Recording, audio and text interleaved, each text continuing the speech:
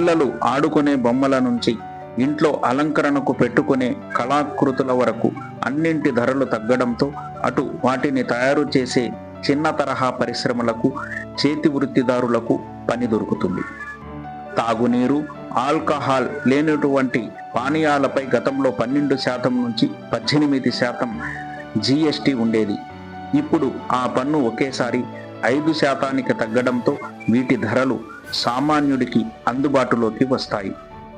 కేంద్ర జీఎస్టీ 2.0 సంస్కరణలో పెద్ద సైజు టీవీలు, ఏసీలు, డిష్ వాషర్ వంటివి సామాన్యుల ఇళ్లలోకి వస్తాయి.